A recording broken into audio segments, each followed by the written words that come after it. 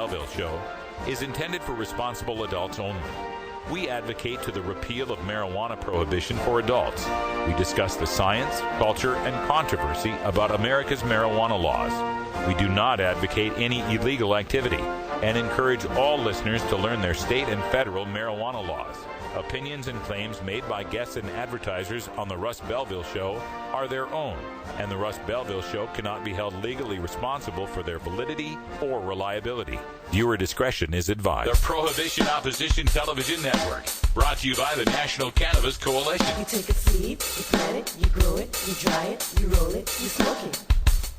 You take a seed, you plant it, you grow it, you dry it, you roll it, you smoke it, and it goes down smooth. Hey! Spanning the continent to bring you the truth about cannabis and marijuana law reform. I smoke pot and I like it a lot. From the promise of legalization. And I think that we need to rethink and decriminalize our marijuana laws. To the agony of prohibition. One major responsibility is to encourage people to use less drugs. The Prohibition Opposition Television Network presents the Russ Belville Show, the voice of the marijuana nation. Now, here's your host, Radical Russ Belville. Oh, yeah. Welcome, everybody. So glad to have you here for our third show, middle of the week on the Russ Belville Show. Great to be here. We got Ganja John sitting in here in the studio. How you doing, John? Yo. What's up, Russ? How are you doing? Doing great. You got to test out the green screen last night for the first time. I did. And we're still working out the kinks. We're still working it out. I did get a purple background for a little while. Does look pretty cool. It was nice. We've also got Wiz Kaliko hanging out here in the on the side cam. How you doing, Kaliko? Aloha, doing quite well. Glad to be back, as always. Now, tonight we've got a live episode of the Irie Island Hour. That's absolutely correct, sir. 8 o'clock Pacific time, 11 o'clock Eastern. Mm-hmm. And now we've got the music licensing, so tell folks how that changes the show. Well, basically, it's going to be a live show. It's not going to be podcasted, which means we can play signed artists, like the greats of reggae music, like Bob Marley, Jimmy Cliff, and Gregory Isaac. So we're going to get into some of that, as well as play all of the favorites on the Irie Island Hour. So it's going to be 2 hours long tonight, from 8 to 10 p.m. Pacific here on Potnet. So yeah, check it out. Right on, right here, radicalruss.com, potnet.us. And coming soon to the National Cannabis Coalition's page. We're also seen on theweedblog.com. We got all sorts of things to tell you about that, and we'll get to that in just a little bit. But first, let's introduce from our virtual studio in Astoria, Oregon, I forgot what we decided you were today, Carrie. What is the new title? News Director. Thank you, Russ. The News Director, Cannabis Carrie. Sounds like a promotion to me. I'll take it. I'm having to change all of my stock answers and responses as it is, with the name of the show, the name of the network, and everything. So we might as well change everyone's titles while we're at it. That's right. Why make it simple? All right. Well, Carrie's got our Cannabis Chronicle at the top of this show right after this first break. So what do we have in headline news today? Well, today, on Monday, Governor Cuomo of New York State came out and said that the state should decrim. And man, that story has had a lot of legs. We've got another facet of it today. We're also going to go to Colorado and look at the effect of the legalization question on the presidential race. And then we're going to go to Vermont, and they're having their own issues on getting their dispensary program off the ground. I'll tell you all about that coming up in today's Cannabis Chronicles. All right. Check that out. Also, you can hear the Cannabis Chronicle, the abbreviated version of the Cannabis Chronicle, at the top of the hour, every hour here on Potnet. So you'll get your latest news headlines on a daily basis from our own Carrie Gallagher. So thank you, Carrie, for doing that. You bet. We've also got coming up on the show today one of our favorite segments, the Irie Wednesday Daily Toker Tune, and Wiz Kaliko is going to take care of that for us as well. So who do we have coming up at 20 after? We're going to play a favorite on the Irie Island Hour called J Boog. It's going to be his song Let It Blaze. It's going to be a great one. All right, J Boog coming up at 20 after. And then at half past, probably the most favorite segment of the show, it's Cannabis Q&A with Dr. Mitch Earlywine. He writes the Ask Dr. Mitch column in High Times Magazine. He's also the author of many books on marijuana, including The Parent's Guide to Marijuana and many more.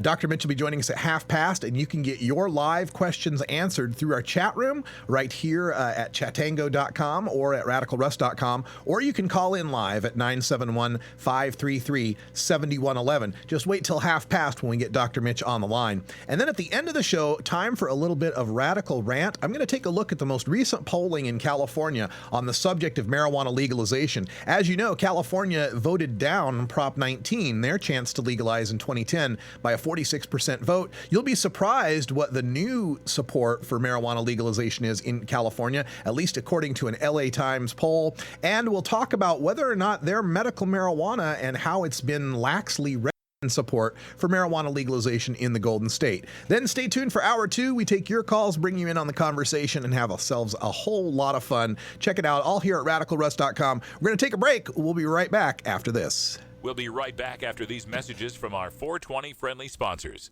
Support these advertisers because their ad money goes straight to the Russ Belville Show. Help us legalize it. Text NCC to 420-420 and send $10 to the National Cannabis Coalition. The Russ Belville Show. We're as much like Cheech and Chong as ordinary Americans are like the Three Stooges. Hey, Mo! I have a package here for Radical Rick. Is there a Radical Rick here? How about a Rick Russ? Any Rick Russ? Somebody named Freddie Farrock has sent him a package. Anybody? What is that? Smells like a skunk.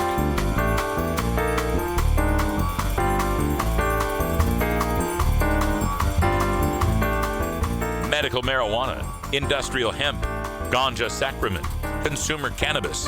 The topic of marijuana is heating up the news, and the Russ Belville Show catches you up with today's latest headlines. Now, here's our senior news editor, Cannabis Carey, with the Daily Cannabis Chronicle. We've been following the breaking news this week about New York Governor Cuomo working to decriminalize marijuana and the New York City Mayor's Michael Bloomberg's support of that measure. Today we found out that the Republican majority in the New York State Senate is not satisfied with the governor's proposal. Senate Majority Leader Dean Skelos, a Republican from Long Island, said that the amount listed in the proposal was just too great. Current law decriminalizes possession of up to 25 grams of marijuana, but any amount in public view is a criminal misdemeanor that carries a much greater penalty. Officers in New York City do what has become known as the stop and frisk procedure and have citizens empty their pockets, then arrest them for any marijuana that was there. The governor wants to end that practice by extending decriminalization measures for the 25-gram possession law to include decriminalizing up to 25 grams of marijuana in public view. Senator Skelos told reporters this morning, quote, "Being able to just walk around with 10 joints in each ear and it to be just a violation, I think that's wrong," unquote. The decriminalization proposal faces the most challenges from the Senate, whose legislative session ends on June 21st. Supporters of the governor's decrim measures are hoping that an agreement can be made before the end of the session. Since the stop and frisk procedures produce an overwhelmingly majority of small amount marijuana arrests for minorities, civil rights groups have become active in finding a solution to the disproportionate numbers of young minority men being arrested for cannabis possession, even though the numbers indicate that whites are more likely to be the cannabis consumers. Senator Skelos said because of that, he is willing to work with civil rights groups across the state to address the issue. He admitted that since police have been charging people only when marijuana comes into view as a result of a police stop, that is wrong and a violation when you are only following a policeman's order. Now, with the support of both the mayor of New York City and the New York City Police Commissioner Kelly, along with the city council and many of the district attorneys, although they won't pass the bill in its current form, many are hopeful that some form of the governor's bill will pass before the end of the session. As always, we will keep you posted. Well, you know, we've got a crack research team here at the Russ Belville Show, and between Ganja John and Wiz Khalico, I don't think between the two of them they could find a way to walk around with 10 joints in each ear. I just don't think it's physically possible to roll them in such a way that you could stick 10 in each ear hole. But if you could, if anybody out there wants to try it, please take a picture and send it to me here, Russ, at radicalruss.com, with 10 joints sticking out of each ear, so we can get a good idea just what a terrible danger that would be to the state of New York. Obviously, this GOP senator is really worried about people running around with joints sticking out of their ears. You know, the thing about this story that kind of gets me here is they accept that 25 grams is decriminalized in your pocket.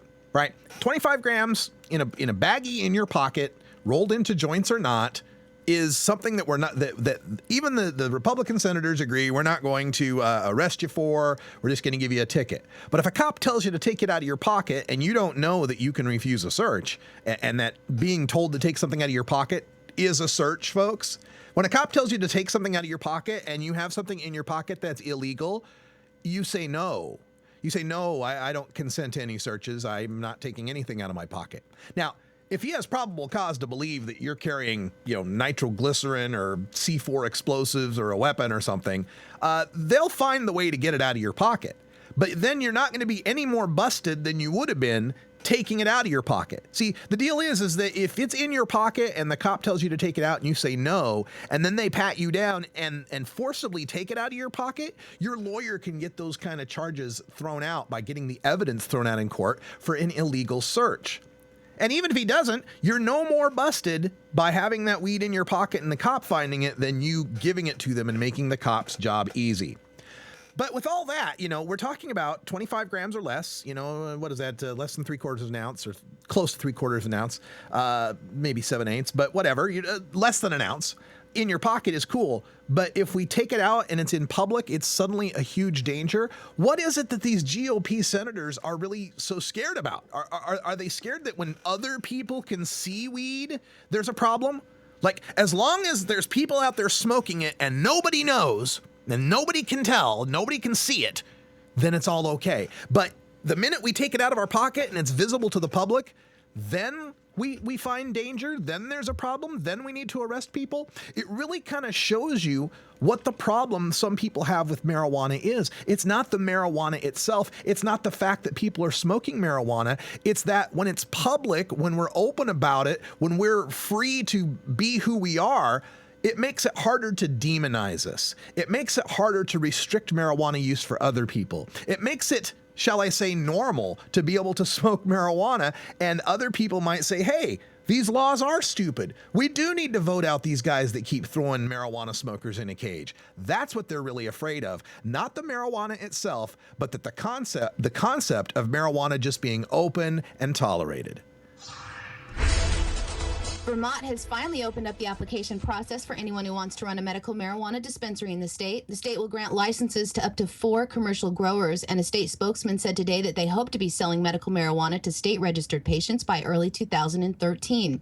Vermont legislature voted to allow dispensaries exactly a year ago this week, and that law was signed into law by Governor Pete Shumlin. The law was passed as an addendum to Vermont's medical marijuana law that was passed in 2004. Since then, Vermont has allowed individuals that have certain chronic and debilitating conditions to register with the Department of Public Safety, not Health, as a medical marijuana patient. They can then grow a small supply of marijuana only indoors as a medical therapy. The dispensary provision caps the number of dispensaries at 4, and for the very small number of patients in the state, the fees are astronomical. State law caps the number of patients to be able to enroll in the program at 1,000. You're going to need $25,000 to apply and $20,000 for your first year's license if you get approved. Any subsequent annual license would be $30,000 a year. And once the dispensaries are in operation, the law requires a patient to choose whether they will be growing their own medicine or becoming a customer at a dispensary. You can only choose one or the other, and the state administrators say they really don't know how many will choose the latter. Also in place, state law will allow communities to exclude dispensaries from their towns. And although most towns have not had that discussion about allowing or not allowing dispensaries, one town in particular has made that decision. Stowe, Vermont is the only known community pursuing the option of a ban. The Stowe ban is expected to go into effect on June 25th. Now, although the department hasn't received any applications yet, they have been busy today answering questions. Paco Amon, the spokesman for the Department of Public Safety, said that they have no way of knowing how many applications they will receive, but they plan to pick up 4 of them to become the state's first operators by mid-July. Now, when you were mentioning that cap of 1,000, that's 1,000 dispensaries or 1,000 patients? That's 1,000 patients that the state allows. I think the current numbers are right around 550 that they actually have enrolled, Russ. That's just remarkable to me. I thanks for the story, but I to think that some bureaucrat somewhere has decided there's a certain number of people who should be helped through using medical cannabis.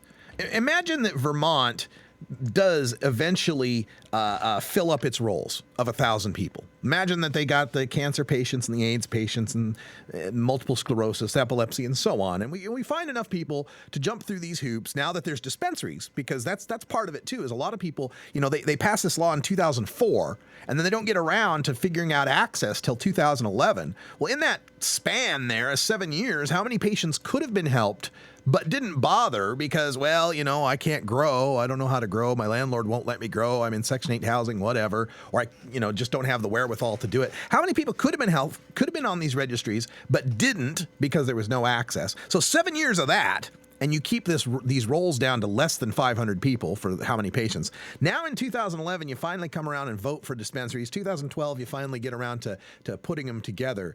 There's going to be many, many more people now in Vermont. Now that there's access, now that there's a possibility that, hey, I could use this like any other medicine, go to the store and get some, there's going to be more people wanting to register. So what happens, Vermont, when you get it to that 1,000-person limit?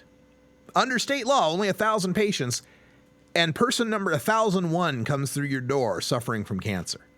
Person number 1,002 is waiting behind him with AIDS. Right? Sorry, we can't help you out. We can't help you out because this person over here, number 999, who has migraines, and number 1,000, who has epilepsy, mild epilepsy that kicks in every, so often. They already got those spots, and so you, Mr. Cancer, and you, Mr. AIDS, I'm sorry, you get arrested if you use cannabis. What a stupid thing to have in a medical marijuana law, a cap of how many patients you can have. Unbelievable. And this other thing here, having to choose between grow your own or going to a dispensary. You got to make your decision. Grow your own or go to a dispensary. So maybe you decide you're going to go to the dispensary and, it's not what you expected. It's not the service you wanted. It's not the strains you were looking for. All right, now you got to go back and re-register and change back to grow your own. Or somewhere in between, maybe somebody has gone to the dispensary but still has a plant. Now they get busted and they're just felons for growing a plant instead of patients because they didn't properly decide which dispensary they're supposed to go to. Again, more regulations built to try to separate who's sick enough to protect from arrest and who's healthy enough to throw in a cage. And it just gets more and more ridiculous the more we try to separate it all out. Let's just legalize it for everyone. And I just wanted to quickly address an article that came out of the Washington Post this week. I surely want to hear what Russ has to say about it. It concerns a legalization question that is already qualified on the ballot in Colorado. Colorado may be one of the battleground states when it comes to the presidential race come November, and voters in Colorado will be voting on whether or not to legalize marijuana in their state, and also will be voting between 2 presidential candidates who are on the same side of the matter, both against it. In April, Obama appeared in a late-night television interview with Jimmy Fallon that aired the same night as Obama spoke at the University of Colorado in Boulder. The president laughed off a question from the talk show host about marijuana, saying, quote, "We're not going to be legalizing weed or what anytime soon." Earlier that day, Obama was cheered at the University of Colorado, but booed when he thanked the university chancellor who had just shut down the largest annual college pro-marijuana rally this year on campus. Now, Romney hasn't done any better in Colorado on the marijuana issue. He was stopped by the state to campaign before the Republican primaries and was annoyed with a local reporter when she asked him about medical marijuana. He answered her saying, "Isn't there anything of significance you would like to ask me about?" Bad political move in a state that has a successful medical marijuana industry that provides thousands of jobs and millions of dollars in revenue to the state, and an issue that the Colorado legislature now spends a good deal of time debating every session. Well, yeah, this is going to be interesting in Colorado. I don't think Obama is in serious trouble in Colorado just because of the electoral politics of it all outside of the marijuana issue. Like we say, Romney's not got anything better to offer to medical marijuana people, and probably far worse as far as what he would offer economically speaking and for this burgeoning industry. I know he's not going to be standing idly by and letting dispensaries continue as they continue. It's an interesting bit of electoral math. Romney's got a problem in Colorado with the growing Hispanic population there, and his issues with regards to immigration, some of the things he said on that. So, but on the other hand, Colorado has a fairly significant Mormon population. I think it's third only to Idaho and Colorado, and maybe California as well. But anyway, significant enough that it could be a bump for him. But I don't really see that the medical marijuana vote. I could see a protest vote not for Obama. Maybe people voting for the Libertarian Gary Johnson or maybe some other third parties. But I can't see someone who's mad at Obama then saying, "Well, I'll show him. I'll vote for Romney." That doesn't make a whole lot of sense when what you'd get out of Romney would be as bad or worse than anything Obama's done on medical marijuana. And seeing how Obama has shifted his stance on gay marriage, I think with the proper amount of political pressure from the grassroots movements, he can be switched on this one too. It's 420 back in Idaho where Russ and Carrie were born. So we have to go connect with our roots. You know what I mean? Please support these sponsors who support the Russ Belville Show. All right, we're going to take a little break. Come right back with some Irie Wednesday music from Wiz Khalifa, bringing us some J Boog. I love the way Dan Michael says roots. Very North Dakota of him. We'll be right back after this. He would sell you South Carolina, then you know you're talking to that reefer man.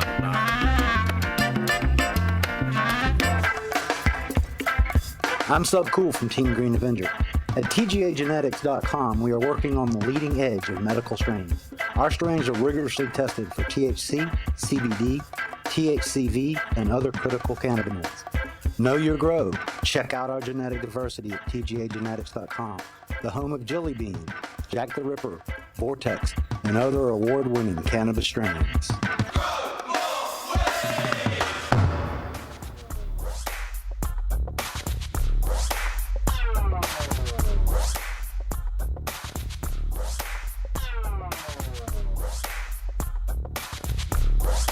Cannabinoids and health. Cannabinoids. Cannabinoids. Cannabinoids. Why am I having trouble saying that? Cannabinoids. Oh, jeez. Cannabinoids. What a goof. Flame on if you can. You're looking for that dope weed. Fire it up. Flame on if you can. You're looking for that dope weed. Pony boy's a man. Flame on if you can. All right, welcome back here. I still have so much work to do on getting a lot of the liners and introductions changed over from the previous show, and this is one of them. Today's stuff, I had meetings this morning and just did not get to be able to recut the Irie Wednesday intro. Normally you'd be hearing some wonderful reggae music, and I'd be switching over to Wiz Khalifa here and telling you about what we're going to play. So pretend you just heard some wonderful Irie Wednesday music, and the explanation that Irie Wednesday is all about the roots of reggae, ska, calypso, Latin, world music, all that mellow vibe type of music that just makes you feel good. So we switch over to Calico Castile, who hosts the Irie Island Hour, and he's going to tell us about this next tune. What's up, guys? As the resident mellow mood dude around here, not the glass shop, but the actual state of mind, I'm going to go ahead and play some music by a fellow named J Boog. He comes from California, Southern California, and he's of Samoan descent, and he's a mixed guy. But you guys should check him out at jboogmusic.com. He gets around on all over the place, up and down the West Coast as well as across the islands. And we love him on the Irie Island Hour. We want to go ahead and play this song called "Let It Blaze," which is just a great tune that's pretty poppin', I would say. It's something you should play on a Friday night, but being that it's a Wednesday afternoon, we're going to play it anyways. So here's a little energy for you. This is called "Let It Blaze" by J Boog.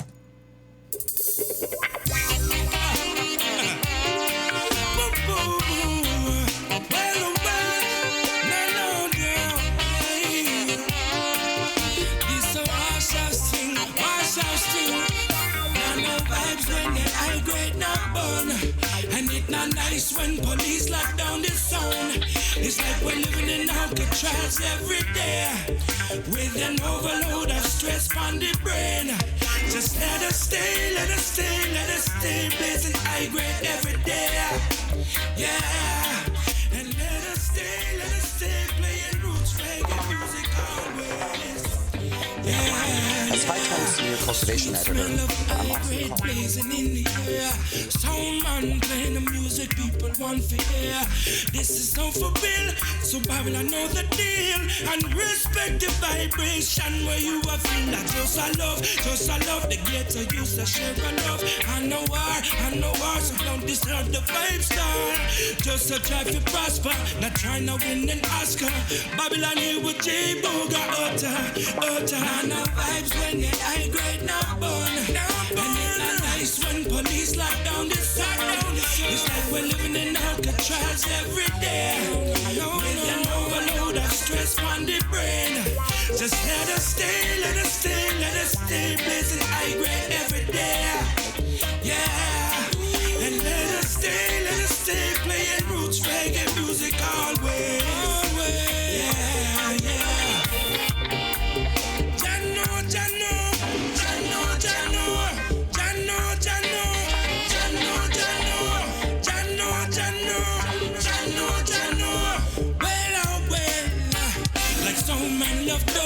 I saw the world of high grade, natural from the earth. So Babylon, stop fighting. Now correct your thoughts and how you feel about it. Herbs and reggae music, the world can live without it. Just let the natural mystic flow. Let reggae music touch your soul. When it hits you, you will know that the feeling that you feel, you're not alone. No. When the high grade now burn. And it's nice when police lock down the sun. It's like we're living in Alcatraz every day. With an overload of stress on the brain. Just let us stay blazing high grade every day. Yeah. And let us stay playing roots reggae music always. This is for real. This is for real. This is for real. Well, alright. Sweet smell of high grade blazing in the air. Sound man playing the music people want to hear. Sweet smell of high grade burning in the air. Sound man playing the music people want to hear. Now vibes when they high grade now burn. And it's nice when police lock down the sound. It's like we're living in Alcatraz every day.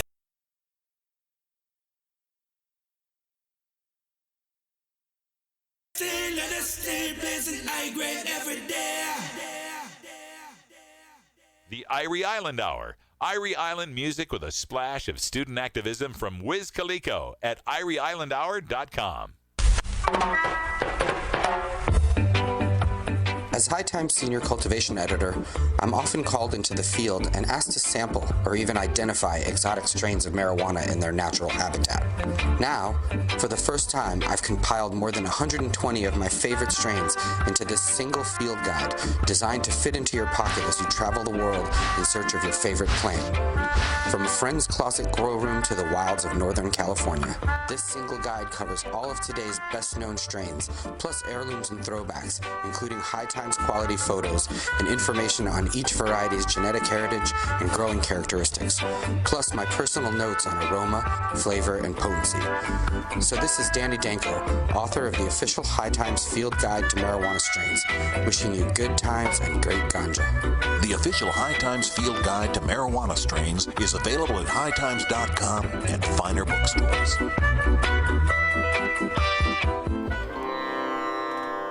Potnet. Turn on.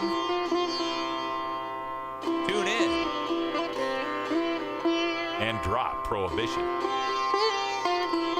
Welcome back, everybody. 28 after the hour. And as I was mentioning earlier, I have a whole bunch of editing work still to do to get a lot of our introductions and our liners and bumpers switched over to the new network. And this is another one that I haven't yet had the time to do. It's time for our Cannabis Q&A segment with Dr. Mitch Earlywine, the newly renamed segment. We want to welcome back Dr. Mitch Earlywine. He's an associate professor at SUNY Albany and the author of numerous books on marijuana and also humor. So welcome back to the show, Dr. Mitch.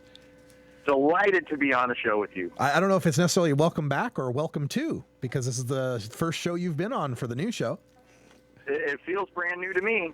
Well, good. All right. Well, glad to have you here. And for folks that are new to the to what we're doing here with the Cannabis Q&A segment, Dr. Mitch can answer your questions on science, culture, history, and health of cannabis, hemp, and all its uses. Save the strain cultivation questions for our third hour. We've got Danny Danko from High Times. His show is on live coming up in a couple of hours. So the strain cultivation stuff, we'll leave that for Danny, but everything else, Dr. Mitch will probably have a handle on that.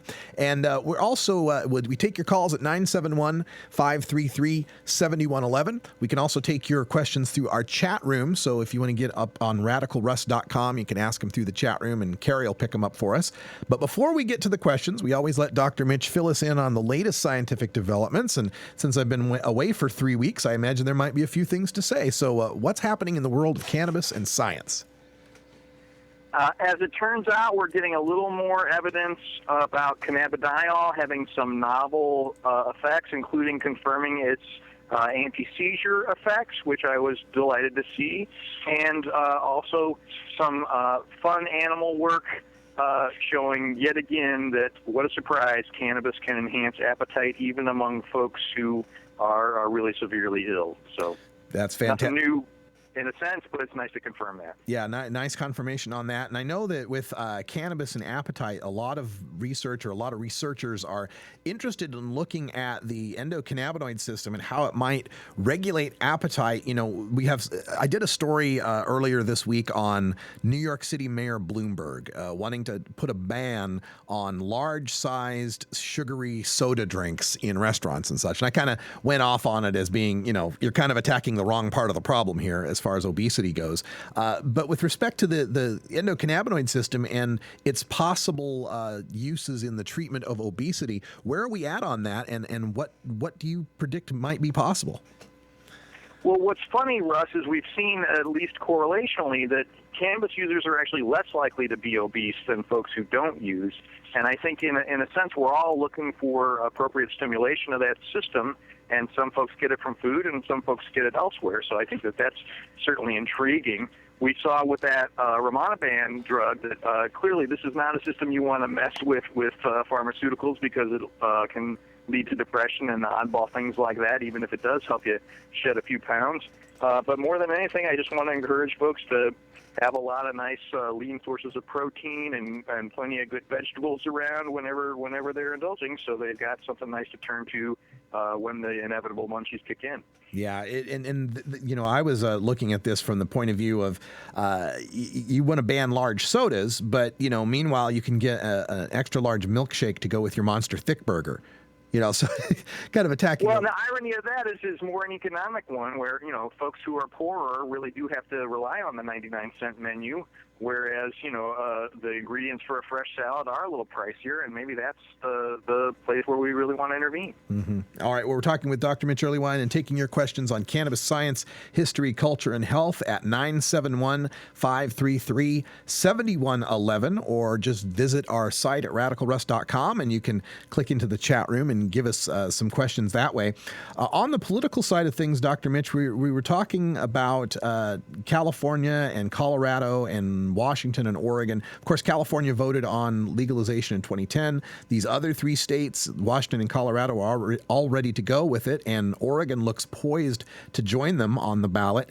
And I just want to take a look at the politics of this. And as we move forward, we've seen we just did a story on Colorado and how the medical marijuana industry and Mitt Romney is trying to campaign out there, and how much the medical marijuana vote could make a difference in the presidential election. As you're looking at this issue and as you're looking at medical marijuana and people's voting patterns, do you really think it's gotten to a point where it's going to make a difference in any major size election like that? What I'm eager for it to actually do as far as impact is concerned is more a question of turnout than vote. So if everybody listening and all their friends and everybody who's on our side on this issue will make sure they make it to the polls, that's actually what's going to make the difference. So I do feel like particularly medical marijuana is polling over 70%, and legalization in that 51, 52, 53 range in a lot of ideal places. But the key is, picking up all your friends and everybody driving to the voting booth together, and that's, I think, what's really going to make the difference. And we'll suddenly see Obama putting, money where his mouth is, and more importantly, local officials saying, okay, now I'm willing to approve these state referenda, or I'm willing to approve a police lowest enforcement priority, and that's how we're going to make it happen. Mm-hmm. Okay. Another side of the politics on this has to do with the drug czar, and he's starting to get a lot of questions now with regard to marijuana, and we're seeing more discussion of the marijuana legalization issue in the mainstream press and in TV shows and radio shows and so forth. And the frame they seem to be coming back with from the drug czar's office is, well, for we know we can't arrest our way out of this problem. And for years, this discussion has been divided between two extremes of prohibition and legalization. And what we're proposing is a science-based, health-based approach that treats addiction like a disease and does more emphasis on treatment and prevention and so forth. And I'm just wondering if you've heard that and what your take is on this new, kinder, gentler drug war. So, in fact, I have heard it, and on occasion the budgeting even reflects that, but the numbers on arrests are not dropping the way I think they ought to drop, and these judges making referrals to inpatient treatment programs for folks who are using cannabis is a real waste of resources. I do feel like if we had federal decriminalization, much like they have in some areas in Australia and things like that, that would be such a better use of our resources. Officials don't have to ring the legalization bell yet. They can still keep their illusion of being hard on drugs, but talk the health issue and make things go a whole lot better. And as you've said before, if somebody really is problematically using, of course we want to intervene, and jail is not the place to do that ideally. Yeah, and I think there's also the unintended consequence of when drugs are illegal and you've got a problem with them, you are less likely to go seek help because of the possibility of getting busted for your problem. Or even just general stigma about problems in general, and I'm hoping to kind of take that stuff away, where everybody understands that a subset of folks go a little over the edge on caffeine, on Benadryl, on all kinds of things. Let's make sure that that's something that's just as acceptable as we finally become with a whole lot of other disorders like diabetes. Yeah. We got a question coming in from our chat room at radicalruss.com, and I just wanted to set this up with, as we were making the transition over these past few weeks, I sent an email out to Dr. Mitch, and I got a reply back that said, if you're questioning whether or not your grade was accurate, it probably was. So I just want to remind folks that Dr. Mitch teaches a lot of these classes out at SUNY Albany dealing with drugs and marijuana, and they must be some of the most popular courses on campus, aren't they? In fact, I got 3 teaching awards this year, and that's my record, so I'm pretty excited. Fantastic. And they're always filling up, and always, there's a lot of enrollment for those. So we have a question regarding that. Since you teach these kind of classes, when are you going to do an online course that someone can get credit for? I have to get approval from an accrediting institution, and so I'm talking to folks here at SUNY about it, but they want to charge an inordinate amount in order to make that happen. So I'm trying to work around that. This sounds like a job for our loyal and trusty group of listeners. We could put together some sort of a Kickstarter for it or something. Well, anybody who's a fan of accrediting institutions may be a good connection for me on this. All right. Well, the email address, in case you want to get in touch with Dr. Mitch, is 420research@gmail.com. 420research@gmail.com. It's on the screen right there. You can just write it down. And he'll definitely get back to you on that. And, if we can find a way to help fund more education, more legitimate education on this issue, I think that's worth all of our time. So let's see what we can do about that. I'll talk to my friends out here at National Cannabis Coalition too, and we'll see, as we're putting together this streaming network and taking it to the next level, offering courses like that is something that we might want to be involved with. So let's see if we can figure that out. All right. Question from one of our listeners. Could you address the wordsmithing that Stephen D'Angelo uses when he says wellness is not recreational use? The whole all use is wellness or all use is medical argument.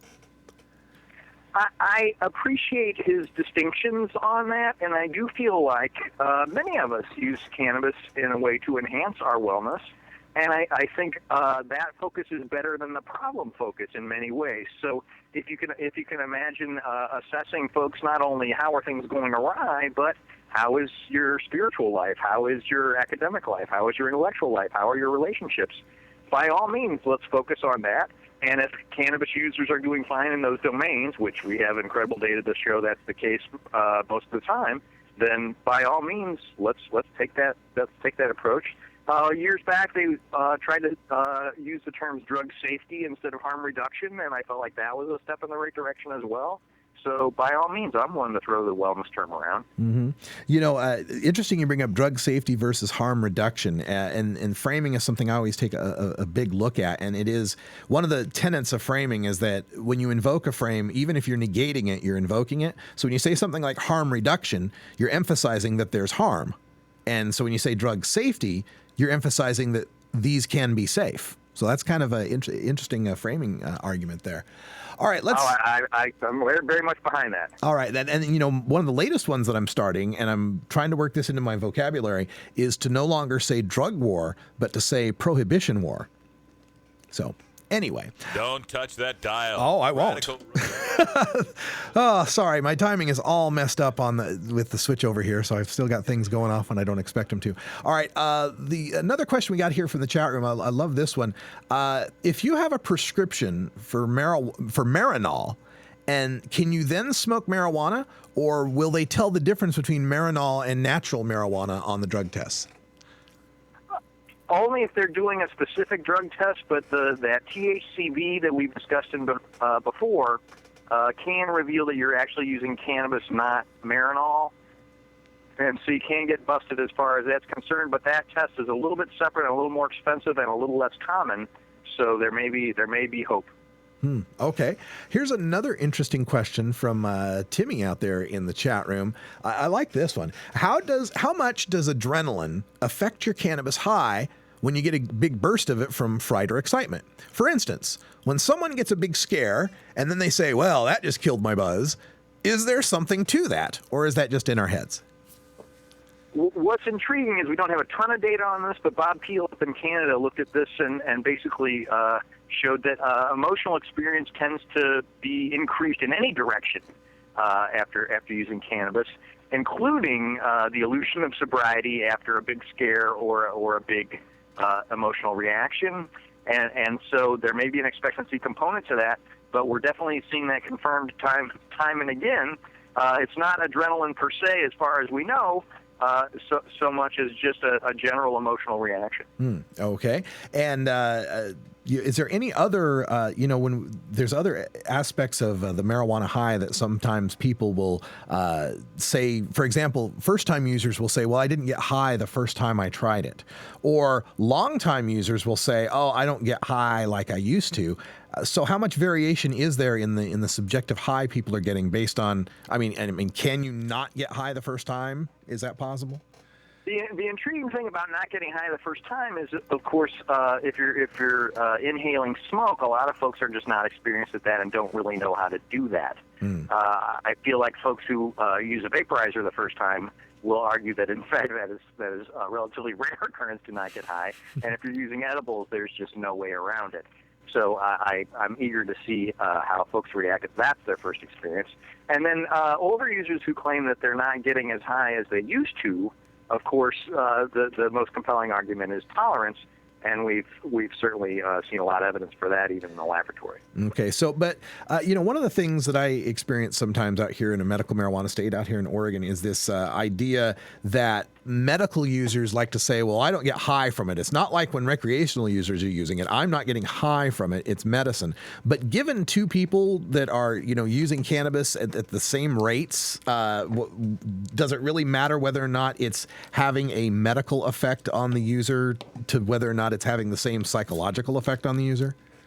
It's curious because that subjective experience develops tolerance quickly. And I know medical users who basically, do a little tincture every night before bed and claim, I don't get high and I don't have seizures now. And I think, if you are high, you're probably asleep, and I completely believe you. Nevertheless, as dosages go up, of course, even the most experienced folks, we've seen them at conferences before, will definitely report subjective effects. All right. Well, I want to thank you, Dr. Mitch, for joining us again here on the Russ Belville Show for the first time, and once again in our long relationship of having these discussions. And encourage everyone out there, if you've got any questions for Dr. Mitch, send them into 420research@gmail.com, and we'll do this all again next Wednesday. So, Dr. Mitch, thanks once again.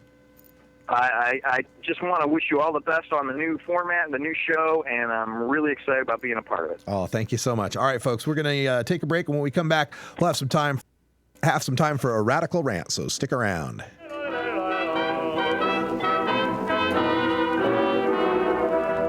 The Normal Network brings you the best in daily toker tunes at 3 and 9 o'clock Pacific Time, AM and PM every weekday. Each day features a different genre, including Roots Monday. Folks, here's his story about Minnie the Moocher.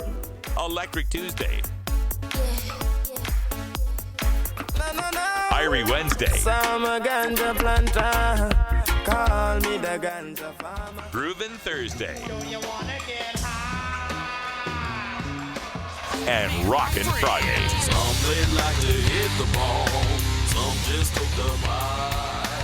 Don't touch that dial. Radical Russ and the Rolla J Studios crew will be right back after these messages. Does internet radio even have a dial? Guys? This is the Russ Belville Show. What's playing right now on Potnet? Find the now playing listings on the Potnet main page at potnet.us. Get the entire 24-hour schedule on our Potnet Google Calendar. Potnet, your source for 24-hour reform programming. Georgia. Hi, this is Willie Nelson, and I need your help. Alcohol prohibition didn't work in the 20s, and marijuana prohibition isn't working today. It's time we stop arresting law-abiding citizens because they prefer marijuana over alcohol. Nearly 2,000 Americans are arrested every day on marijuana charges. We're unfairly destroying the lives and careers of hundreds of thousands of people each year simply because they smoke marijuana. These are not criminals. They're average citizens like you, good neighbors who work hard, raise families, pay taxes, and contribute to their communities. We need your help to end marijuana prohibition once and for all. It's the fair thing to do. For more information, contact NORML, the National Organization for the Reform of Marijuana Laws. Call toll-free 888-67-NORML or visit their website at norml.org. You want answers? I'm as mad as hell, and I'm not going to take this anymore. You want answers? You have offended my family. I think I'm entitled. You want answers? I want the truth. And you have offended a Shaolin temple. You can't handle the truth. Surely you can't be serious. I am serious. And don't call me Shirley. Radical rant. All right, folks, time to get back on the rant wagon here, and I got to talk about California once again. There's a new poll that came out while we were on break. Los Angeles Times reported on this, and You know, we've been reporting on the nationwide polls recently. Gallup poll went 50% for support of marijuana legalization. Rasmussen came in with 56% support. In fact, there have been 7 polls since 2009, 7 polls by 5 different organizations that have shown 50% or greater support for the legalization, treating marijuana much like we treat alcohol or tobacco. So this is something that we know is becoming increasingly popular amongst the general public. However, this new poll in California has me worried. This is from the Los Angeles Times. 80% of voters support doctor-recommended use for severe illness, a USC Dornsife Los Angeles Times poll found. That's medical marijuana, 80% support. But only 46% of respondents said they support legalization of, quote, general or recreational use by adults, end quote, while 50% oppose it. Those against using pot were more adamant in their position, with 42% saying they felt strongly about it, compared with 33% for proponents. The survey found opinions have not measurably changed since voters defeated the legalization initiative, Prop 19, in 2010 by similar margins. And oddly, given the state's long role as a leader of marijuana decriminalization and cultivation, support for sanctioning its general use here appears to lag behind sentiment in the rest of the country. With this uptick in popularity, marijuana advocates succeeded in getting initiatives qualified for the upcoming November ballot in Colorado and Washington, while they failed in California. And they again note that Gallup's support was 50%, Rasmussen supports 56%, and so forth. So we know how Prop 19 turned out in California when they tried to legalize statewide. They got 46.5% of the state's voters to support legalization. And that was a record for any state that had ever put it before the voters. However, in looking at the results, we saw that it lost, shockingly, in the Emerald Triangle, which is that set of 3 counties, the main marijuana growing counties of Humboldt, Mendocino, and Trinity counties, where their very livelihood depends on the marijuana industry. And that might be part of why we saw it lagging there in that area, because that industry is propped up on prohibition profits. It is propped up on the risk that growers and distributors and traffickers have to add for the fact that the state or the feds could bust them at any time. So how much of this vote is people looking out for their own self-interest and realizing that prices have already gone down from $3,000 a pound to $1,500 to $1,200 a pound in California, to how much lower would they go under a legal, taxed, regulated market where large companies could be involved in the industry as well and use economy of scale to get that cost of growing down to 20 to maybe even $10 when we talk about it at the retail level, maybe 50 or less a pound. So you could see why some of these growing counties might not be so sanguine on the idea of legalization. There was also a lot of scaremongering from people involved in the medical marijuana industry at that time. Medican, the Cannabis, there was a few other dispensary operators that were against Prop 19, vocally so, going on the radio, even on national public radio, to call against legalization of marijuana in 2010 in California.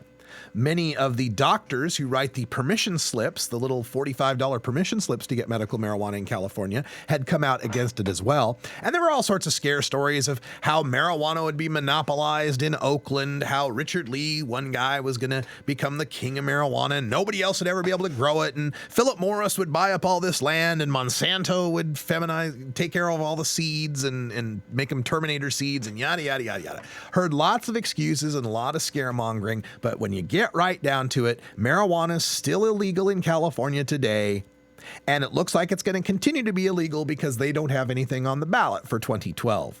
And according to this new poll, still sitting at 46% support for legalization. So aside from those folks, aside from the people who, might be in it for themselves and want to keep the gravy train going, let's just look at it from the general Californian point of view, the general voters' point of view. How much of California's lagging behind the rest of the nation at 50 to 56% actually owes to the Compassionate Use Act, Prop 215? In the rest of the medical marijuana states, qualifying for a card involves much more scrutiny than California, where you can get a recommendation to treat arrest anxiety syndrome and overloaded wallet disease from a doctor in a tent at a pot expo.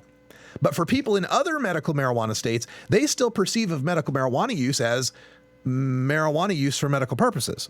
For people in non-medical states, legalization is just a fantasy that could never be worse than the prohibition they live under today.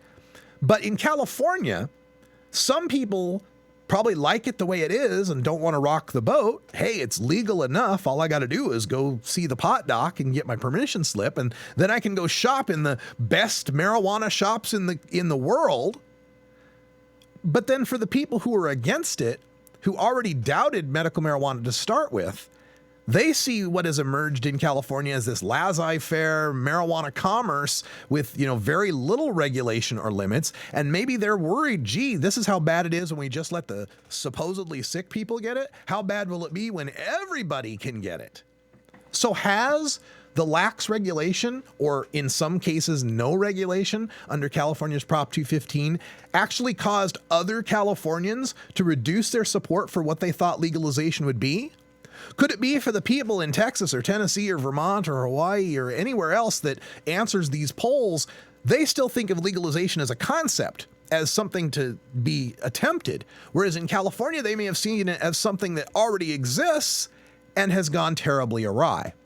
Now, to this point, I wanted to bring up some photos. For those of you that are watching on the webcast here, this is just a series of shots that come from my various trips to expos that were all billed in one way or another as medical marijuana, billed as this is, marijuana use for sick people, and here we are celebrating that. There's, of course, the medical bong gas mask that I'm sure that a lot of people out there with serious medical conditions could benefit from. There's one of the medical distributors' spokesmodels there, who's obviously going to tell somebody something very serious about their health and the science involving it. There's one of the collectives that are selling their medicine at the reduced price of $39 for a 4-gram eighth. So people that want to tell you about science and stuff want to say that an eighth weighs 4 grams. And again, more of these scientific spokespeople for these different medical industries, telling folks how medical their marijuana use is. And so as these pictures run, imagine that you are showing this slideshow to your grandma in the Midwest and trying to explain to her that no, marijuana really does help people. Marijuana really does help the person who's puking from cancer. Marijuana really does help the AIDS patient who's suffering from some sort of wasting syndrome. When they see tie-dye everything booth, they don't associate that with something that they would see at a medical convention. Now, ironically, this is kind of the catch-22 of marijuana legalization, because you take a step forward in reform, but you don't go the full way to legalization. So anything bad that happens from the baby step gets attributed to the direction you're walking, right? So like, for example, when we first decriminalized in the 70s in Oregon and a few other states, when you first decriminalized, the bad thing that happened is now you've got a bunch of people who are the consumers who have less risk, but the producers out there still have all the risk in the world. It kind of reminds me of something somebody told me today when I was talking to them. They said, yeah, they always want to decriminalize these small amounts, these personal small amounts. Where do they think personal small amounts come from? They come from illegal felony large amounts that someone else grew. So you've built this consumer base with decriminalization that has less risk when they want to go and participate in that unregulated market. And similarly with medical marijuana, we've gone forward with legalizing for just a few people under certain circumstances, and then anything bad that happens after that gets attributed to, oh, well, see, we told you if we legalized even just a little bit, bad things would happen. No, it's because we haven't legalized far enough. It's because there still exists the $1,000, the $1,200 pound of marijuana that makes it lucrative enough to want to steal from a patient. It's because there still exists 90% of the market out there that aren't served by medical marijuana laws, who create the demand that keeps that price high, and keeping it illegal for the growers and the distributors keeps the supply scarce. And any first-year economics student can tell you that is going to lead to high prices. Any bad thing that you can point out that has happened because of a medical marijuana law has not happened because of the medical marijuana law. It's happened because of the prohibition that opposes the medical marijuana law. The very fact that we have to have medical marijuana laws in the first place is the problem. There shouldn't be any need for a medical marijuana law. We should all have the natural right to use the plants that come out of the ground. It's none of the government's business so long as we're not harming others. But reality being what it is, marijuana has been a Schedule I drug. It's been prohibited for so many years now. We have to go step by step in dismantling this abomination. And, of course, medical marijuana is one of the best steps we have taken, one of the furthest we've ever come along in reform for so many people. But at this point, it's time to recognize that we may reach a tipping point, and we're starting to see it in the East Coast, where East Coast medical marijuana is developing to be something completely different than West Coast medical marijuana. East Coast is no home grows. East Coast is being locked into dispensaries. East Coast is having a very restrictive condition list and very small amounts that are allowed. And so we're going to have to recognize that this is the time, this is the fork in the road, where if we don't break through with legalization in one of the 3 states that's going to pass it, then the path starts to bend back toward more restrictions. I really, as much as these polls have gone up in general and have shown the growing support for marijuana legalization, I still fear that pendulum swinging back. I still fear that backlash. We saw it happen in the 70s. It could happen again. We have to be vigilant. We have to keep pushing forward with legalization, and we've got to break through in 2012. I hope everyone in the medical marijuana movement is behind us on this one and gets involved in helping to legalize in Washington, in Colorado, and in Oregon. Legalize for the healthy people, and it gets better for the sick people. That's all the time we got. I'm Radical Russ for Ganja John, Wiz Khalifa, and Cannabis Gary. Thanks for joining us, and until next time, take care of each other, tokers. This is the Russ Belville Show. The Russ Belville Show is blogging and podcasting daily at radicalruss.com. You take a seed, you plant it, you grow it, you dry it, you roll it, you smoke it. You take a seed, you plant it, you grow